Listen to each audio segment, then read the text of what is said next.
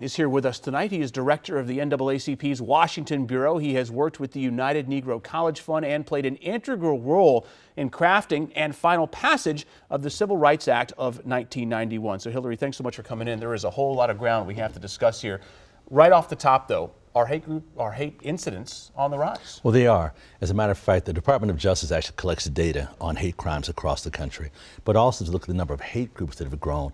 Great organizations like the Southern Poverty Law Center, Richard Cohen, and the wonderful work done there to follow hate groups and extremist groups across the country. But also Lenny Zeskin in Kansas City, Missouri, does a wonderful job of actually collecting the data and actually matching the dots to understand how these hate groups are moving, how they're expanding, and how they're actually working. Now, I wonder to what extent, if any, do you believe that the transition of power to a new administration has given a rise to or contributed to this divisive racial speech and incidents? And I want to point specifically to the incident that happened at a Trader Joe's in Reston over the past couple months, where this Muslim woman was told by a white woman, "Listen, honey, Obama's not here anymore," as if somehow saying minorities aren't protected anymore now that President Obama isn't in power. Well, it's sad and unfortunate that we have people with that mindset in our country. They'll be that outspoken and that arrogantly ignorant as they deal with other people in our society. It's just too bad we're seeing this kind of thing actually raising its ugly head again.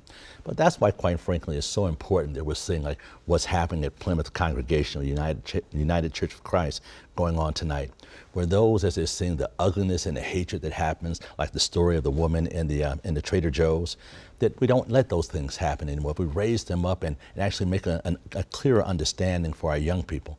One of the challenges that we have now is that you have hate groups that are actually espousing their rhetoric and making it sound so attractive, almost like patriotic in how they move these things forward. Well, listen, those people aren't attending these meetings. We can have meetings every day, but what are we going to solve unless the people who need their minds changed aren't in the room? Well, a couple of things that do happen. Those that are at those meetings are potential targets for those that want to recruit them into their awful hate groups.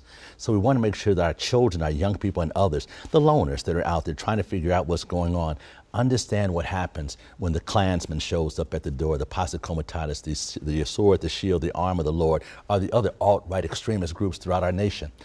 Understand what they're saying and why they're saying it and what they're trying to invite them into before it's too late.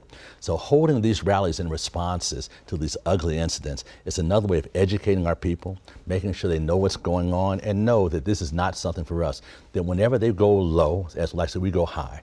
In other words, when things like this happen across our country, we want to make sure that our people are equipped to be able to respond to it. We'll hold a rally celebrating diversity when they're holding a rally or a demonstration or march actually celebrating bigotry. Well, it's a crucial discussion, and I know you're not going to give up the fight anytime soon. Hilary Shelton here with the NAACP. Thanks so much for coming in, and our discussion is going to continue as the show continues tonight.